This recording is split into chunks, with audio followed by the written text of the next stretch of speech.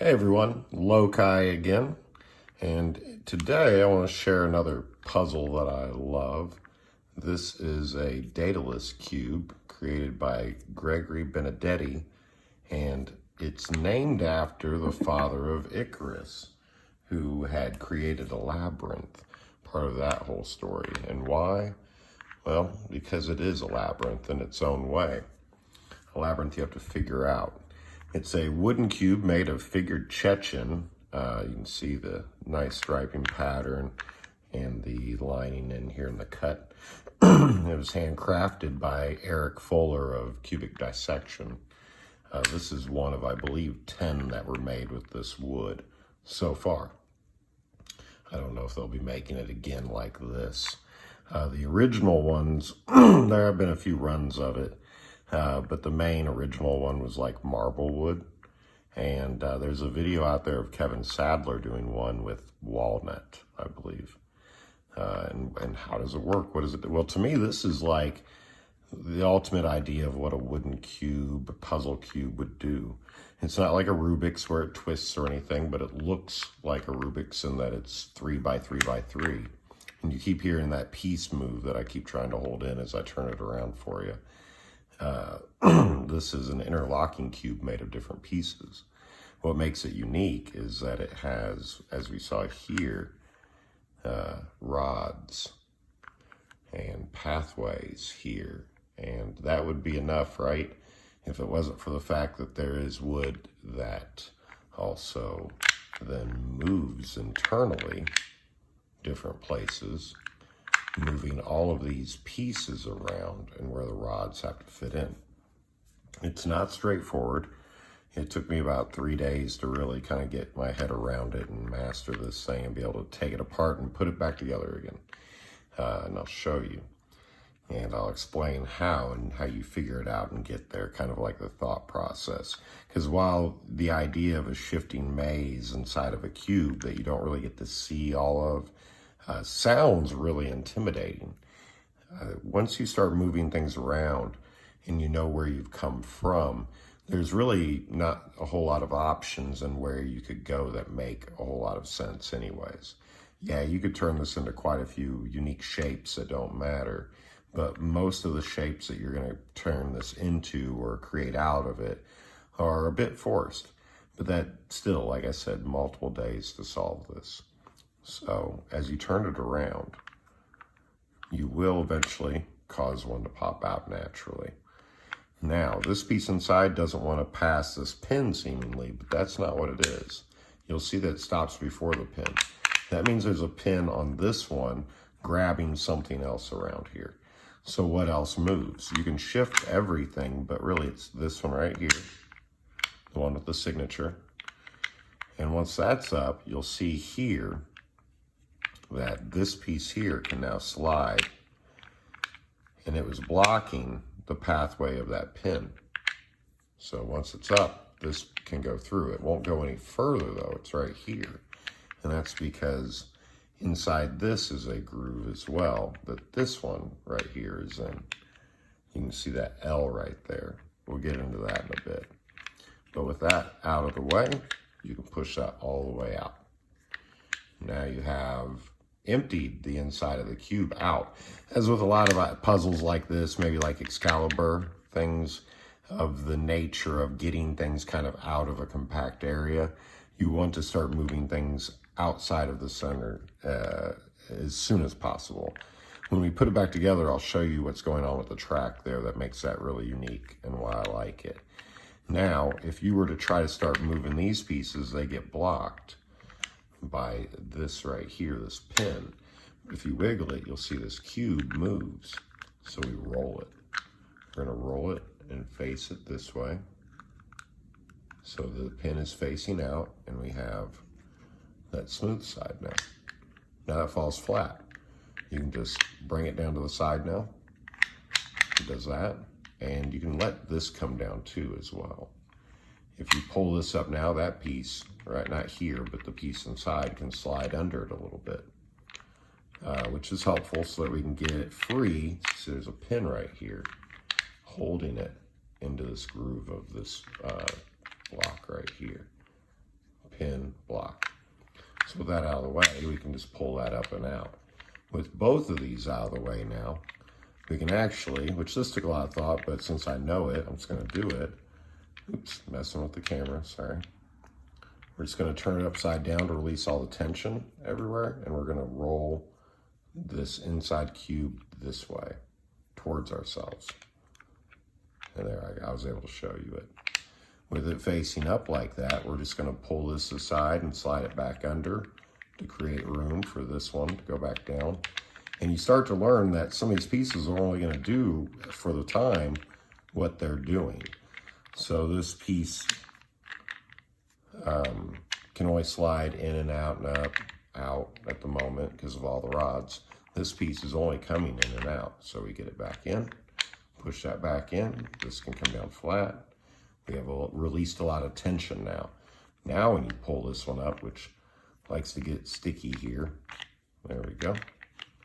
And you can slide and use all the angles that are free of rods now, because it has two, and get it out of the cube. Now you have the heart of the cube, so to speak. Interesting things going on. It's being stopped here. It's being allowed passage on this one. It's got rods on this side locking it in. And I've done a lot of spinning with it. You're going to want to kind of keep an eye on how that came out, though. Do that for your own time when you're doing the Daedalus yourself. Or rewind, I guess.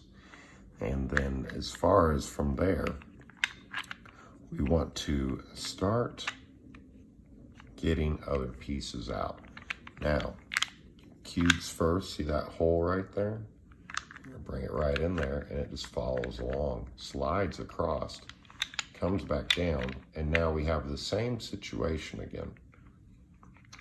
This one here, we're not going to take out though. Not yet. We're going to roll it forward. Actually, we're not even going to roll it forward. We're just going to slide it in. Sorry. And I'll explain this in a minute. I kind of almost confused myself. Now it's flat on the inside. That's what we want. It's not blocking anything. So we can put these guys together right here. Let them fall down. Ooh, tip the hat a little there. And as you can see now, with everything like this, oh, I didn't move this one back. Oh, what am I doing?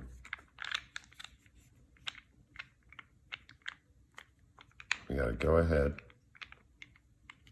and lift this up and put this piece in. See this piece here? This was the middle piece that was sliding back and forth. And this is why, because this piece goes up and into it. So now that it's here, this can be closed completely.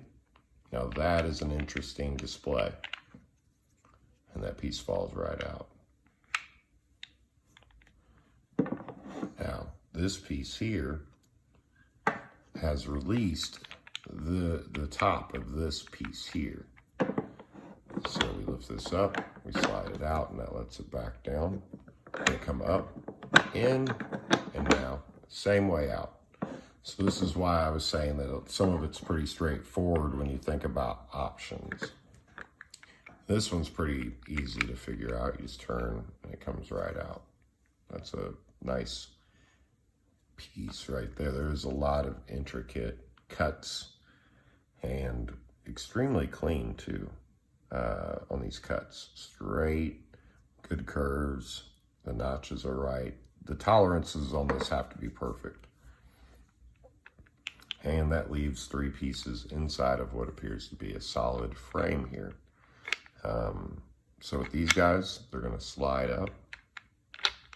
And you can see there's a track for them right here, and they just kind of slide right on out. Until you really learn the puzzle, you want to kind of keep those guys by each other and how they go in. It can get a little confusing. And then this piece, you want to remember the orientation of this piece. This piece, when you have this out in front of you, right?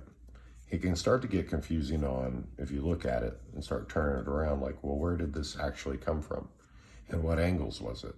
And when you try to put it back in, it seems like it should go a certain way, but it doesn't really like that way. It doesn't stick in easily. It doesn't slide in. That should be a clue for you. But I've seen a lot of people solve this puzzle with this piece turned sideways.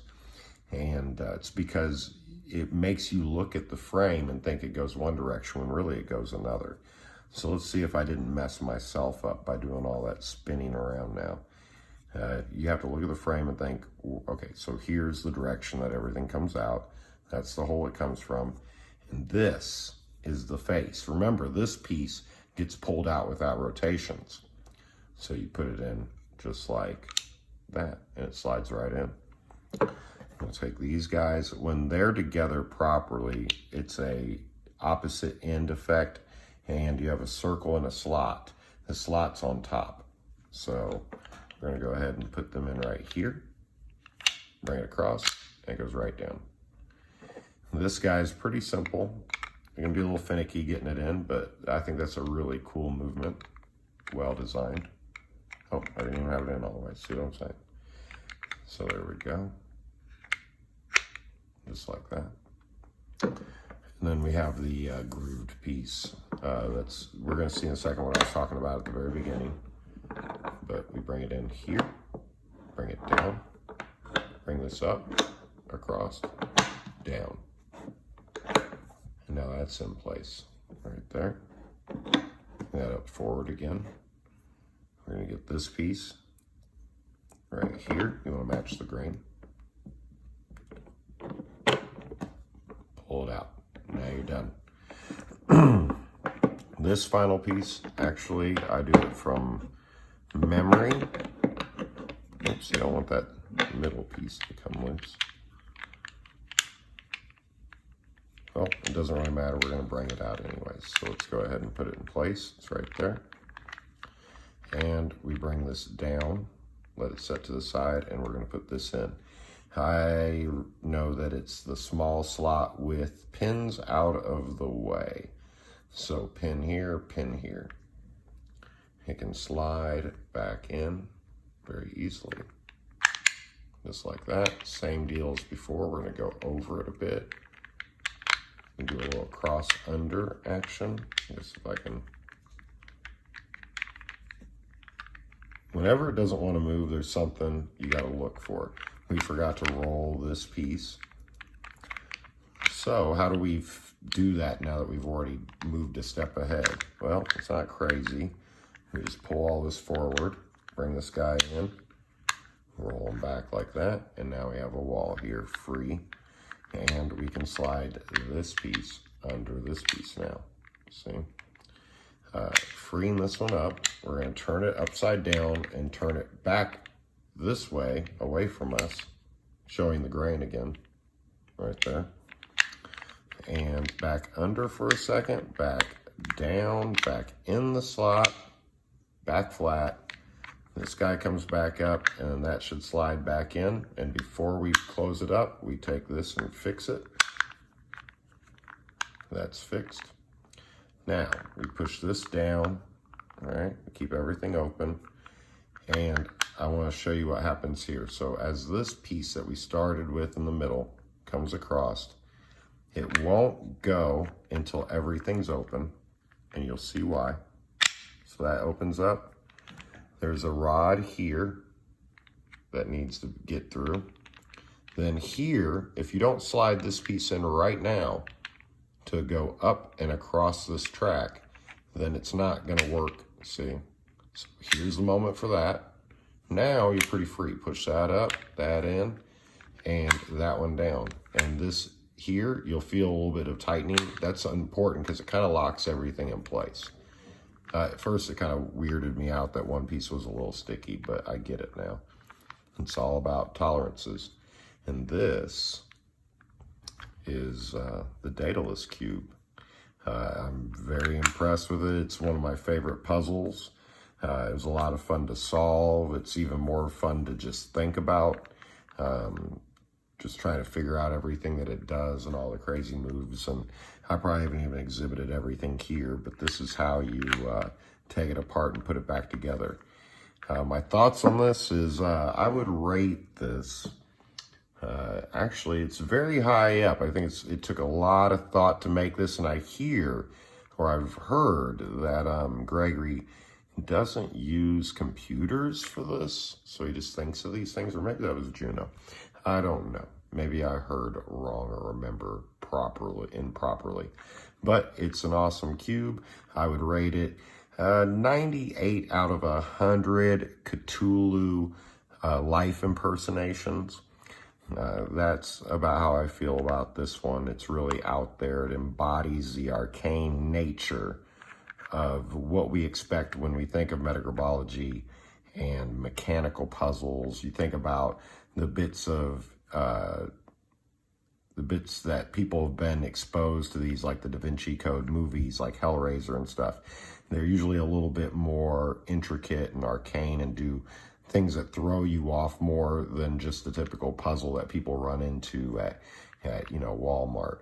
So this is a great representation of that idea. Like, how crazy can it get? If you want to show somebody something really wild, this would be one of the first things I'd want to pick up and show them. So there you go, guys. This is my thoughts on the Daedalus cube and a bit of a show and tell. Hope you enjoyed it. Thanks.